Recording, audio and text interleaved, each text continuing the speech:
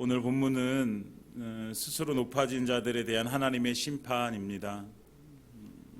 시편 75편은 그 배경을 좀 알아야지 이해하기가 쉽습니다. 시편 75편은 오늘 위에 표제에 아삽의 시 인도자를 따라 알다스엣에 맞춘 노래라고 이렇게 표제가 되어져 있는데 이거는 아삽의 시라고 되어져 있는데 아삽의 후손의 시죠.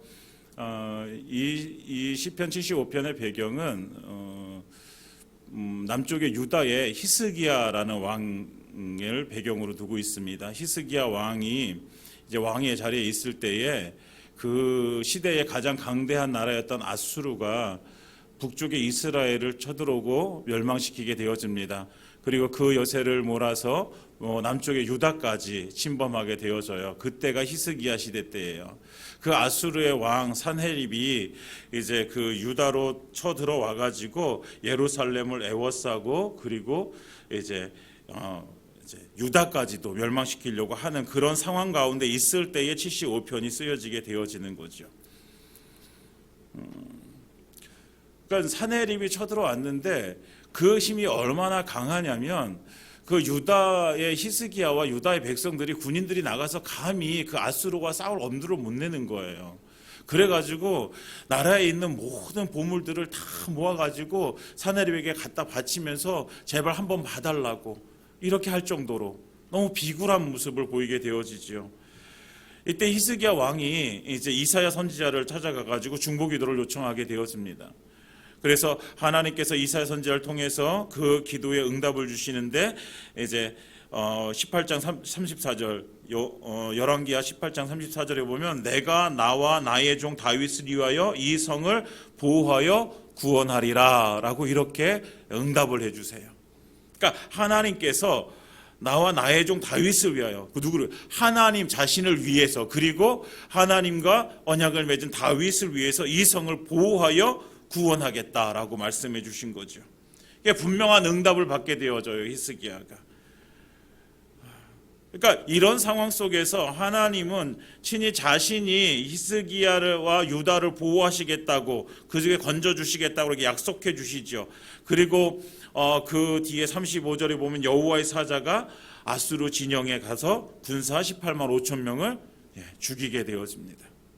그리고 아수르 왕 사네립은 그 패배로 인해서 이제 고국으로 돌아가게 되어지고 고국에 돌아가가지고 반란군에 의해서 반역자들에 의해서 살해당하게 되어집니다. 이것이 하나님이 이제 일하시는 그 모습이었어요. 그러니까 이런 배경 하에서 이 75편이 쓰여지게 되어지는데 그 75편이 이제 알다스엣에 맞춘 노래라고 이렇게 되어져 있잖아요. 알다스엣이라는 것은요 멸망시키지 마소서라는 거예요. 그러니까 이 아삽 자손이 이 시를 쓰면서 다윗 시대의 그 아삽이 아니라 그 후손이라고 그랬잖아요. 그 후손인 아삽의 후손이 이제 아수르의 위협 속에서 자기 민족을 멸망시키지 말아달라고 하나님께 간구하는 내용이에요. 하나님을 그렇게 노래하고 하나님을 찬양하는 내용이죠. 그러니까 이 시인은 이 모든 상황 속에서 자기를 건져줘, 우리 민족을 건져줄 수 있는 분은 오직 하나님밖에 없음을 고백하는 거예요. 그래서 1절에 이렇게 고백하게 되어지는 거예요. 하나님이여 우리가 주께 감사하고 감사함은 주의 이름이 가까움이라. 시인은 지금 감사하고 감사함은 그러니까 감사하고 또 감사한다고 이렇게 고백하는데 사실 지금의 상황이 감사할 수 있는 상황은 아니에요. 상황을 본다면. 왜요? 지금 민족적 위기가 처해져 있잖아요. 강대국에 의해서 지금 유다라는 나라가 지금 북이스라엘처럼 멸망할 수 있는 위기에 처해져 있다고요. 그런데 이런 상황 속에서 이 시인은요 하나님 앞에 감사하는 거예요. 그런데 이 시인에게 있어서 감사할 분명한 이유가 있는 거죠. 뭐예요? 주의 이름이 가까움이라. 이것이 이 시편 75편의 이 시인이 감사할 수 있는 조건이에요. 지금 상황은 너무 안 좋고 지금은 고통스럽고 민족적 위기에 지금 당면에 있지만 그러나 내가 하나님 앞에 감사하고 또 감사하는 것은 하나님께서 우리와 가까이 계시기 때문입니다 라고 고백하는 것이죠. 진짜 우리가 위험한 순간은 상황이 나빠지는 것이 아니에요. 뭐가 위험한 순간이냐면 우리 하나님과 가까이 하지 않을 때가 위험한 순간이 되어지는 것이죠. 우리의 영적인 삶을 보세요. 우리의 삶을 보세요. 여러분, 영적인 삶과 육적인 삶은요, 이것이 비례해서 함께 가게 되어져 있어요.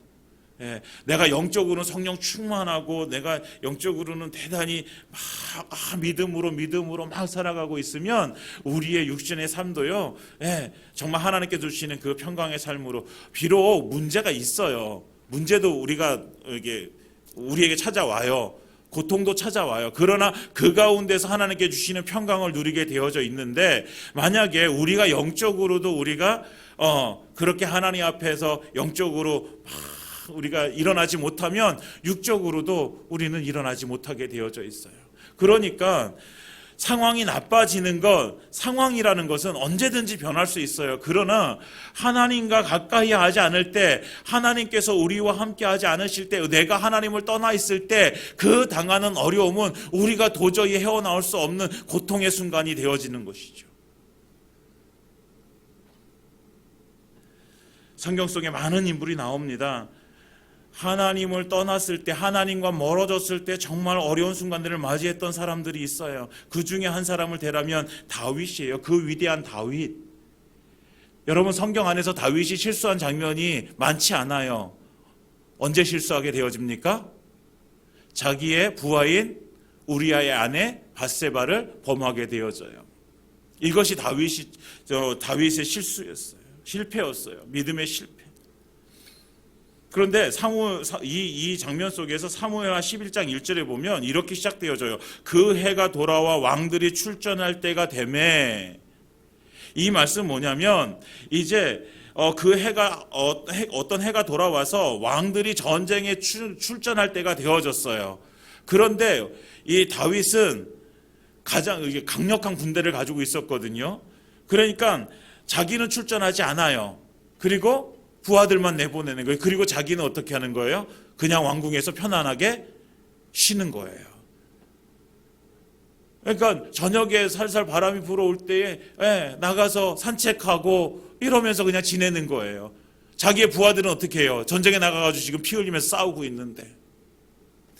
하나님의 은혜를 경험하는 자리는요, 다윗이 어디에 가 있어야 되는 거예요? 전쟁에 가서 있어야 되는 거예요. 전쟁터에 가서 있을 때에 그 전쟁 속에 역사하셔서 승리를 주시는 그 하나님을 경험하는 삶을 살아가야 되는 게 다윗의 삶이었어요. 그런데 다윗은 그 자리를 피해서 지금 편안한 삶의 자리를 그냥 유지하고 있는 거예요.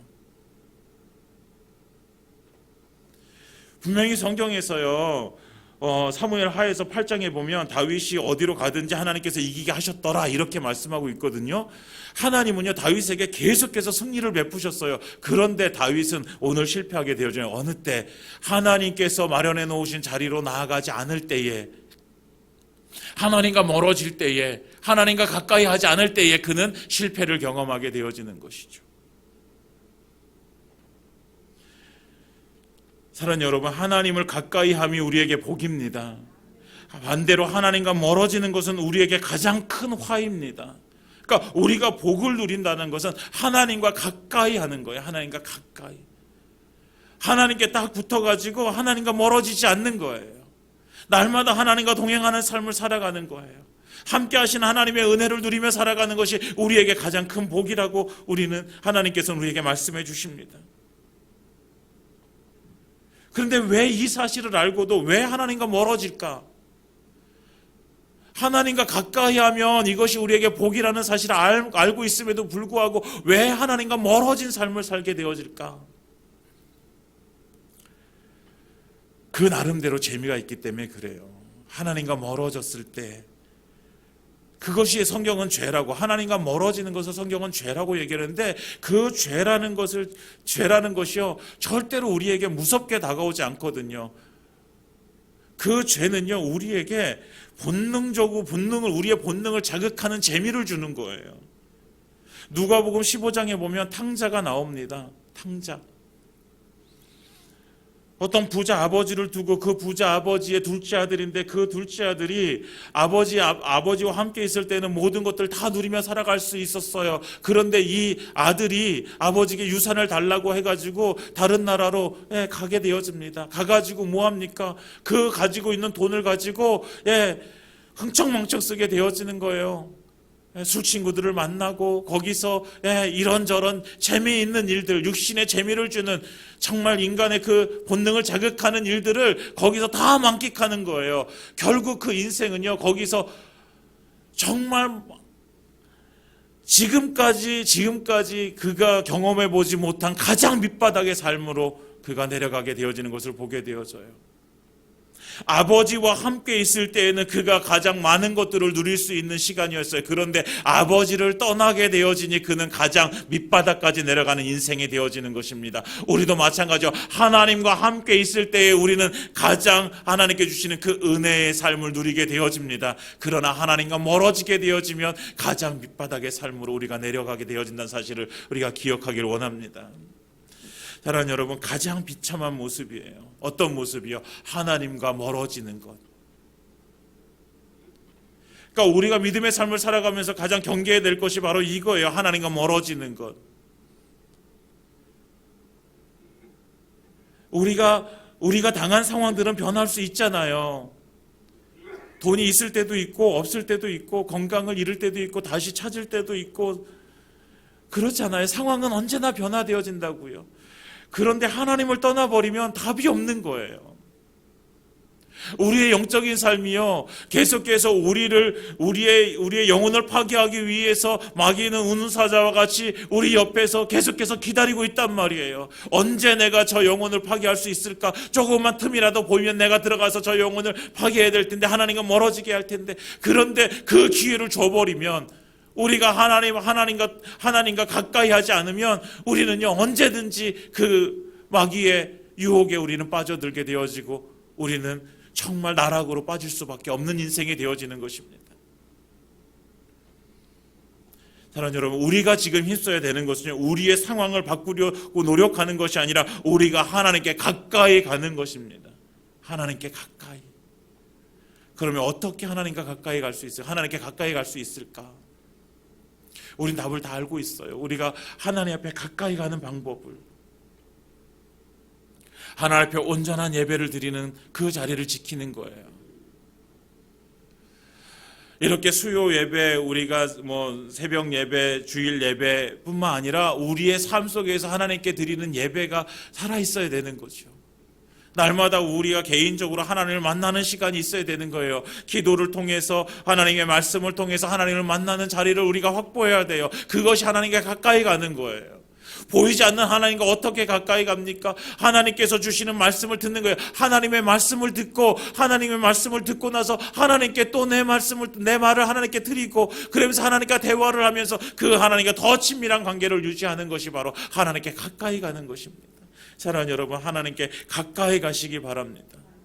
우리의 문제는 하나님께 가까이 하지 않는 것이 문제가 되어지는 거예요. 우리의 상황이 어려워지는 것이 문제가 아니라 하나님과 가까이 하지 않는 것이 우리에게 문제입니다. 여러분, 우리의 기도의 시간을 확보해야 돼요.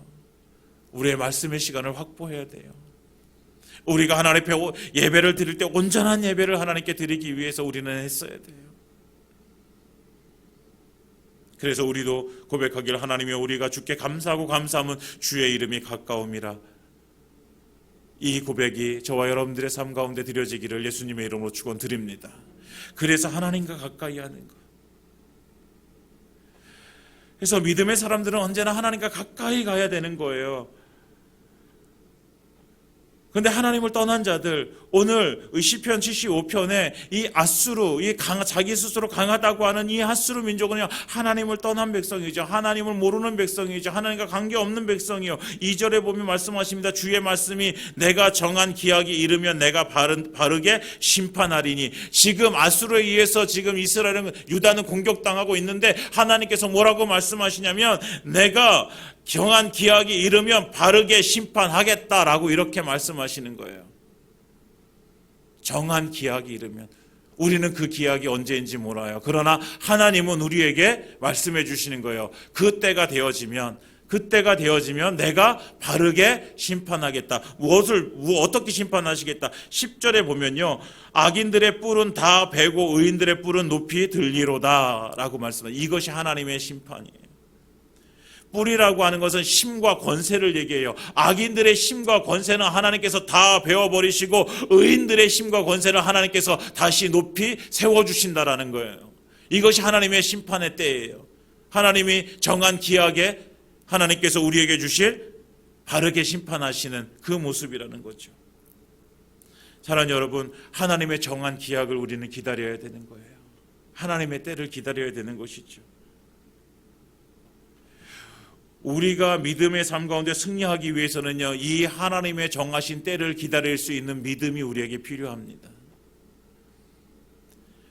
하나님 분명히 예수님 우리에게 말씀하셨잖아요. 약속해 주셨잖아요. 내가 올라간 그대로, 너희가 본 그대로 내가 다시 오겠다라고 말씀하시잖아요. 우리는 이걸 기다리는 거예요. 지금 우리의 삶의 과정은 때때로 고통도 있고 때때로 슬픔도 있고 아픔도 있지만, 그러나 예수님께서 이 땅 가운데 다시 오셔서 우리를 다시 영접해 주시고 우리를 하늘나라로 하나님 예수님께서 마련해 놓으신 거처로 우리를 인도해 주실 것을 믿고, 지금 상황이 조금 힘들더라도 우리 하나님과 함께 우리 하나님께서 주시는 그 은혜를 따라서 우리가 믿음으로 살아가는 삶을 사는 것, 이것이 바로 저와 여러분들이 살아가야 될 믿음의 삶입니다.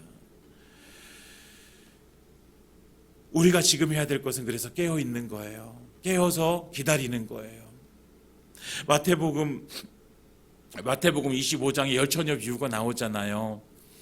거기서 등과 기름을 준비한 슬기로운 5처녀는 그 신랑을 맞이하게 되어지지만, 등만 준비하고 기름을 준비하지 못한 어리석은 처녀들은 시장에 가서 기름을 사러 간 사이에 그 신랑이 오게 되어집니다. 그리고 문은 닫히게 되어지잖아요. 그러면서 주님께서 말씀하시잖아요. 그런즉 깨어있으라, 너희는 그날과 그때를 알지 못하느니라 말씀하시잖아요. 하나님의 정한 기약이 이르면 이렇게 심판할 것입니다. 악인은 멸망당하고 의인은 하나님께서 높이 세워주실 것입니다. 그러면 하나님의 정한 기약이 언제인지 우리는 알지 못하지만 주님의 말씀을 우리가 신뢰하고 믿는다면 그때를 기다리면서 우리는 오늘도 믿음으로 살아가는 거예요. 그때를 기다리면서, 인내하면서, 그래서 오늘도 깨어서 기다리면서 준비하면서, 그러니까 하나님은 아수르를 향해서 분명한 심판을 말씀하시는 거예요. 하나님이 없는 그 백성 가운데 임할 것은요, 그 악한 자들에게, 죄인 가운데 임할 것은 하나님의 심판이란 사실을 우리는 기억해야 돼요. 3절에 보면 땅의 기둥은 내가 세웠거니와 땅과 그 모든 주민이 소멸되리라 하시도다. 하나님을 떠난 자들은 하나님께서 소멸하십니다. 4절에 오만한 자들을 오만하게 행하지 말라, 악인들에게 뿔을 들지 말라 하였노니, 5절에 너희 뿔을 높이 들지 말며 교만한 목으로 말하지 말지어다 했는데, 그들이 스스로, 아수르 사람들은 하나님을 떠나버렸기 때문에 그들 스스로 자기의 뿔을 세우는 거예요. 자기의 권세를 가지고 주변의 이웃 국가들을 쳐부수고 침략하고 침공하면서 자기들은 스스로 힘이 있다고, 어디까지 내가 하나님과 같은 힘을 가지고 있다라고 이렇게 교만한 모습을 보이게 되어지는 거예요. 아수르가 심판받는 이유는요, 교만 때문이에요. 교만 때문에. 스스로 내 스스로 높이는 거예요. 스스로 높아지려고 하는 행위, 자기의 능력과 힘을 믿음으로, 자기의 힘을 믿음으로 하나님을 멸시하는 행위, 이것이 교만인 거예요. 교만. 하나님은 이 교만을 심판하시는 거죠. 자기 스스로 높아지겠다. 그러니까 왜 아수르가 이게 교만할까요? 자기 스스로 힘이 있기 때문에 그래요. 힘이 있기 때문에. 내가 가지고 있는 것이 있기 때문에 교만해져요. 그 당시 어떤 나라도 아수르를 건드릴 수 없는 힘이 있었어요. 가진 게 많은 나라였죠. 그러니까 스스로 높아지는 거예요. 내 위에 아무것도 없다. 하나님도 내 위에 있지 않다.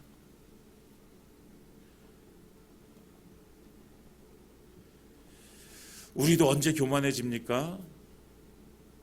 우리가 교만해질 때는요, 우리 스스로 내가 무엇인가를 할 수 있다고 여길 때, 내가 무엇인가를 많이 가지고 있다고 여길 때에 우리는 교만해질 수 있는 여력이 있는 거예요.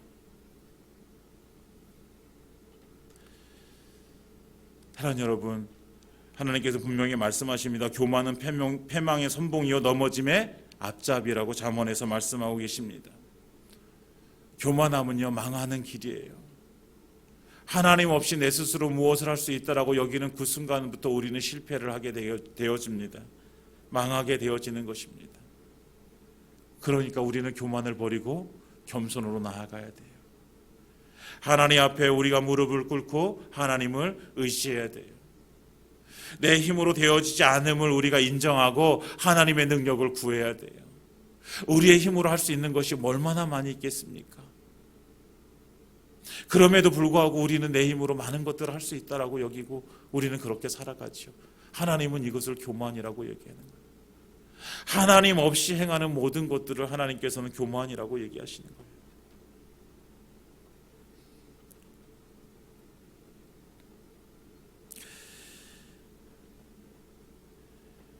사랑하는 여러분, 우리가 하나님 앞에 겸손함으로 나아갈 때 하나님께서는 그 겸손함을 보시고 우리를 들어 쓰실 줄 믿습니다.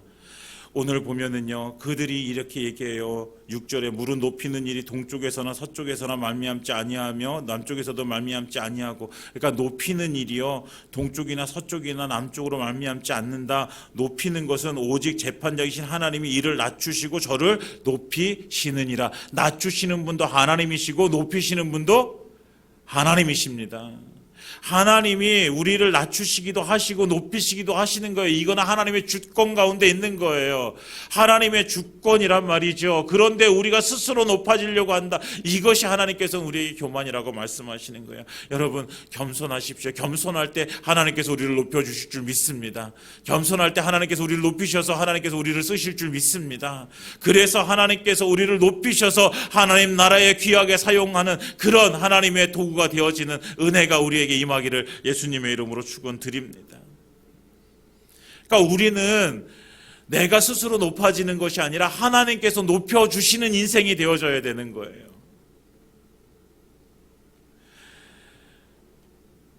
그 하나님께서 어디까지 낮추시냐면요, 아수르 민족을요 8절에 보면 여호와의 손에 잔이 있어 술거품이 일어나는도다. 하나님의 손에 잔이 하나 들려져 있어요. 그 잔은요 진노의 잔이에요. 진노의 잔인데 술 거품이 일어나는도다. 하나님께서 그 하나님을 모르는 하나님 앞에서 교만한 그 아수르 민족을 심판하시기 위해서 이제 그 진노의 잔을 들고 계신데 그들의 악함이 지금 가득 찬 거예요. 하나님께서 참고 또 참고 또 참으시는데 더 이상 참으실 수 없는 지경까지 술거품이 지금 이제 막 일어나가지고 결국은 그 술을요 하나님께서 어떻게 하세요? 그들 가운데 쏟으시는 거예요. 그 진노의 잔을 그들에게 쏟으셔서 그들을 하나님께서는 멸망케 하시는 거죠. 이것이 하나님의 심판입니다.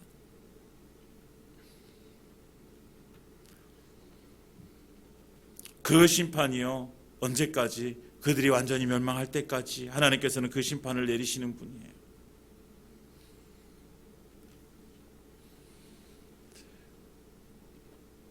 사무엘상 9장 21절에 보면 사울의 이야기가 나오게 되어집니다. 사울이 사무엘에 의해서 기름 부음을 받고 왕이 되어질 때 이렇게 고백합니다. 나는 이스라엘 지파의 가장 작은 지파 베냐민 사람이 아니니까, 또 나의 가족은 베냐민 지파 모든 가족 중에 가장 미약하지 아니니까, 당신이 어찌하여 내게 이같이 말씀하시니까.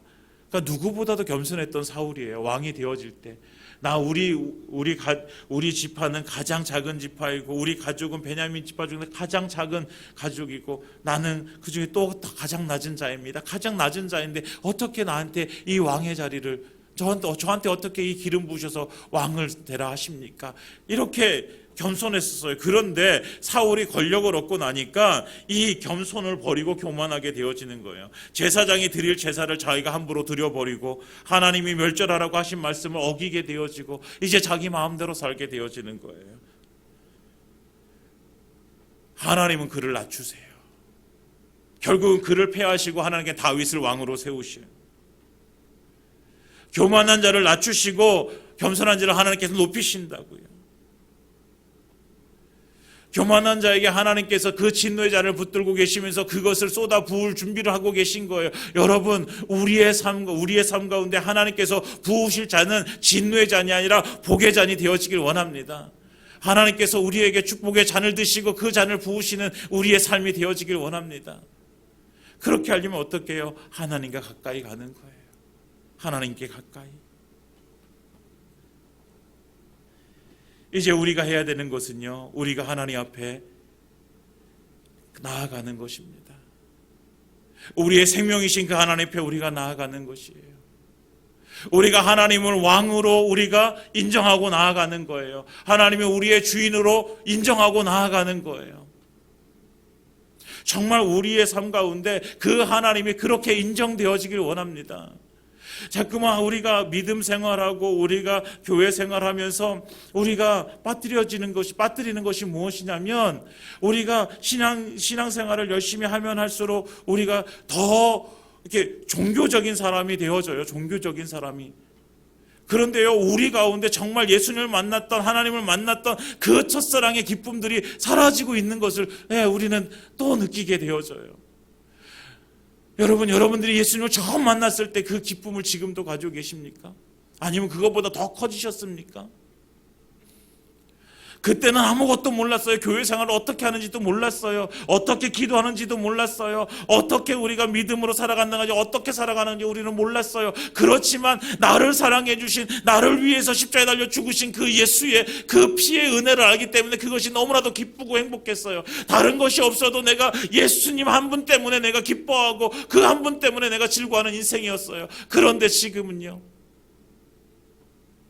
사랑하는 여러분, 지금도 우리의 삶 가운데 예수님 한 분만으로 우리가 기뻐하고 즐거워하는 인생이 되어지길 원합니다. 시간이 지나면 지날수록 그 믿음의 깊이는 더해가고, 그래서 정말 하나님 앞에 교만함이 아니라 더 겸손하게 하나님 앞에 우리의 삶이 드려지고, 더 하나님께 가까이 가고, 그래서 하나님을 우리가 사랑하는 표현이 더 깊어져서 정말 주님과 더 깊은 교제의 시간이 이루어지는 그런 주의 백성들의 삶이 되어지기를 예수님의 이름으로 축원드립니다. 이것이 우리에게 승리예요. 이것이 우리에게 주신 하나님의 은혜예요.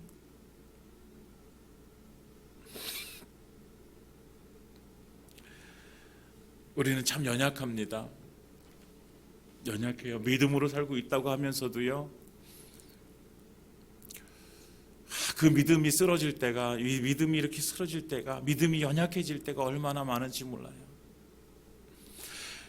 다시 또 일어서야 되는데, 다시 또 일어서서 하나님 앞에 우리가 나아가야 되는데, 우리가 정말 하나님께서 우리에게 주신 그 은혜를 우리가 맛보고, 그래서 그 은혜로 말미암아서 하나님께 다시 나아가서 하나님께서 또 베푸시는 그 은혜를 우리가 누려야 되는 것이 우리의 삶인데, 우리가 때때로 그것에 그냥 머물러 있는 거예요. 내 육신이 좀 편하니까, 재미가 있으니까 여기 좀 머물러도 되겠지. 사랑하는 여러분, 우리가 그곳에 머무르게 되어지면 우리는 하나님과 멀어지게 되어지는 것입니다. 사랑하는 여러분, 하나님과 멀어지지 마십시오. 하나님과 더 가까이 가십시오. 하나님과 함께 동행하십시오. 그래서 하나님께서 주시는 그 은혜를 우리가 맛보고, 그래서 하나님 앞에 우리의 삶이 드려져 교만이 무너져 내리고 겸손함으로 주님께 우리의 삶이 드려져서 하나님께서 채워주시는, 하나님께서 높여주시는 그 은혜가 우리 가운데 임하기를 예수님의 이름으로 축원드립니다. 이제 말씀을 마치겠습니다. 우리는 주님과 가까이 하는 자여야 되는 거예요. 우리는 하나님께 더 가까이 가야 됩니다. 말씀과 기도와 예배와 하나님께 우리의 삶에 드려지는 헌신을 통해서 우리는 하나님께 더 가까이 가야 됩니다. 우리가 결단했으면 좋겠습니다. 하나님께 더 가까이 가겠습니다. 하나님께 더 가까이 가겠습니다. 스스로 높아지는 이러는 교만은 버리고 겸손하게 하나님께 나아가게 해달라고 우리가 함께 구했으면 좋겠습니다. 믿음으로 살아서 하나님께서 높여주시는 그 은혜로 말미암아서 우리가 높아진 인생이 되어지길 원합니다. 스스로 높아지는 것이 아니라 하나님께서 높여주시는 그 인생이 되어지시기를 예수님의 이름으로 축원드립니다. 우리